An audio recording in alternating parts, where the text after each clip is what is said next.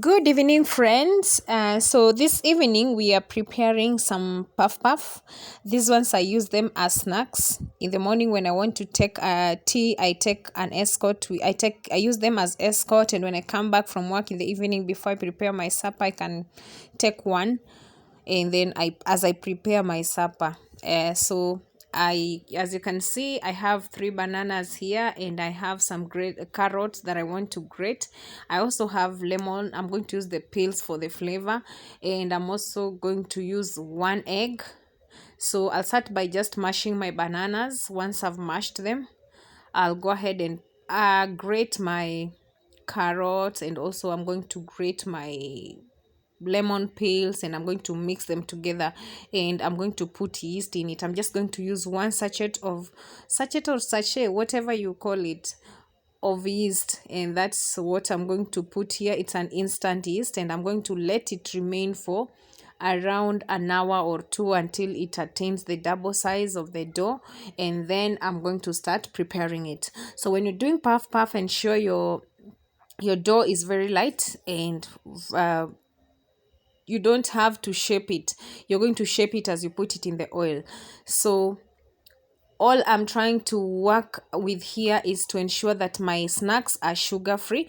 Many times when I'm preparing my snacks, I avoid sugar, and sometimes I prepare them using cassava flour, because cassava flour is very has a very low glycemic index, and also it is very good. It doesn't have gluten, it is gluten free, and also it is very good and affordable at the same time. So today I'm just using wheat flour, but the content is going to be very low. I'm going to use around 3 tablespoons in this, and then ensure my mixture is going to still be left very light, so that I can make my puff puff the right way. So I've already grated my lemon, and I'm just adding them together in my the mashed bananas, and then I'll go ahead and mix them nicely. Then now I'm putting in my yeast. It's just one sachet, so I'm putting inside. Then again, continue to mix well. Another challenge that I've always found is that if you don't mix the yeast well, they don't cook evenly. So you either put it in if you put it in the flour, sometimes again if you put banana, some parts of it are not cooked well.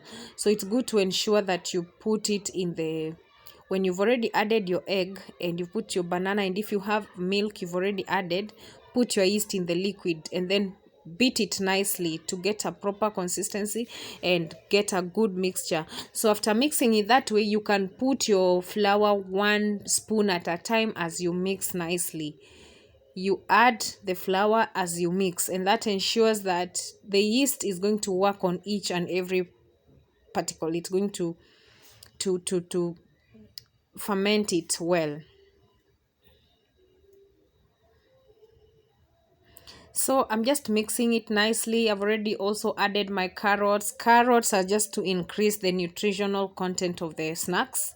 It's not, and maybe color or something, but the way I've grated them, they are big particles, so they are not releasing their color nicely. Sometimes when sometimes I decide to put them in the blender and just blend them so to get that beautiful color, but even this one is still fine.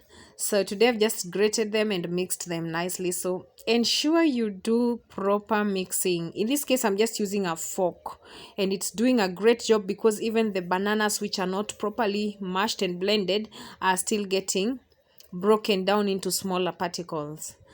So I'm adding in some vegetable oil,